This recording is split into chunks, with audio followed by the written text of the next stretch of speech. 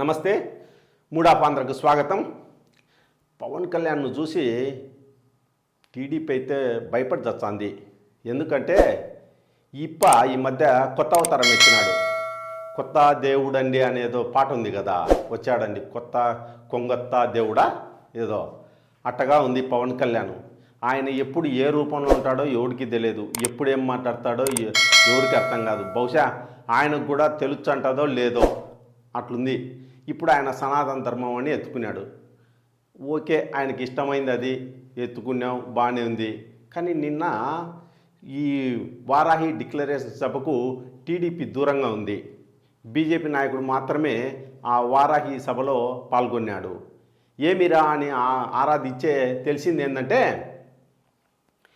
ఈ పవన్ కళ్యాణ్ మాటలన్నీ జనంలో కొన్ని సామాజిక వర్గాల్లో కొన్ని కులాల్లో వ్యతిరేకమవుతుంది కూటమికి అని టీడీపీ గ్రహించిందంట.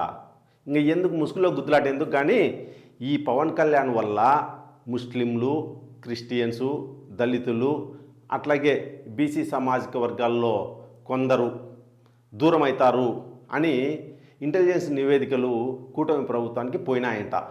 దాంతో వద్దురా దేవుడా నాయన స్వామి పవన్ కళ్యాణ్ అదేదన్నా ఉంటే నువ్వే చేసుకో, మాకు వద్దులేనైనా ఆ ధర్మం వద్దు, ఇంకొకటిద్దు, మాకు రాజకీయాలే ముఖ్యము అని నాయకులు అంటున్నారంట. ఇప్పుడు మతం అనేది వ్యక్తిగత విశ్వాసానికి సంబంధించింది, రాజకీయాలు అనేవి రాజ్యాంగానికి సంబంధించినవి. రెండింటికి తేడా ఉంటుంది. పవన్ కళ్యాణ్ గారు ఏమంటారంటే రెండింటిని ముడేసి రాజకీయాలు చేయాలంటాడు. అది ఎట్లా సాధ్యం కాదు స్వామి, కుదరదు. అది అర్థం కాదా ఆయనకు? లేకపోతే ఈయన ఆలోచన ఏదన్నా ఇంకోటి ఉందా అనేది అంతు చిక్కడంలే చంద్రబాబు నాయుడు గారికి కూడా. అందుకే ఎందుకు వచ్చిన గొడవలే కొంత దూరంగా ఉందాము అని ఆయన నిర్ణయించుకున్నట్టు చెప్తా అన్నారు. ఈ పవన్ కళ్యాణ్ వల్ల ఈ పవన్ కళ్యాణ్ వెనక బీజేపీ ఉందనేది చంద్రబాబు నాయుడు గ్రహించినారు. బీజేపీ తాను ఆడాల్సిన ఆటను పవన్ కళ్యాణ్తో ఆడించాందంట. అంటే భవిష్యత్తును దృష్టిలో పెట్టుకొని పవన్ కళ్యాణ్తో వ్యూహాత్మకంగా సరికొత్త నాటకానికి తెరదీసింది అని టీడీపీలో అంతర్గతంగా చర్చ జరుగుతుంది.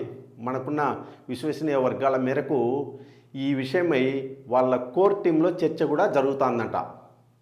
అందుకని ఈ పవన్ కళ్యాణ్ విషయంలో చాలా జాగ్రత్తగా వ్యవహరించాలా, రానున్న రోజుల్లో ఆయన పందాపై ఒక డేకన్ వేసి ఉంచాలా అని టీడీపీ నాయకులు నిర్ణయించుకున్నారంట.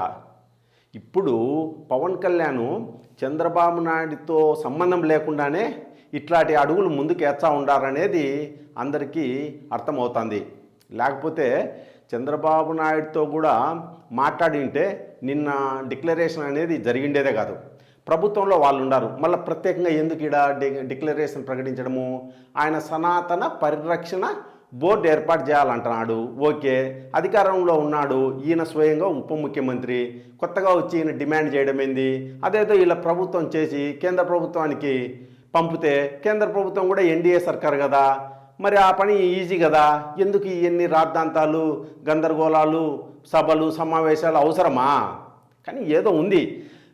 టీడీపీ ఈ జనసేన బీజేపీ మధ్య ఏదో లోపల జరుగుతుంది అనేది వాస్తవం. ఈ ప్రభుత్వము కలిసి ఎంతకాలం ఉంటుందో తెలియదు. జనసేన బీజేపీ పక్కకు పోయినంత మాత్రాన కూటమి ఈ టీడీపీకి వచ్చిన ఇబ్బంది అయితే ఏం లేదు. ఎందుకంటే ప్రభుత్వానికి కావాల్సిన బలం అయితే టీడీపీకే ఉంది సొంతంగా, ఆ ఇబ్బంది అయితే ఉండదు. కానీ పవన్ కళ్యాణ్ విషయంలో మాత్రం చాలా అప్రమత్తంగా ఉండాలని అయితే టీడీపీ నిర్ణయించుకుందన్నది వాస్తవం. ధన్యవాదాలు.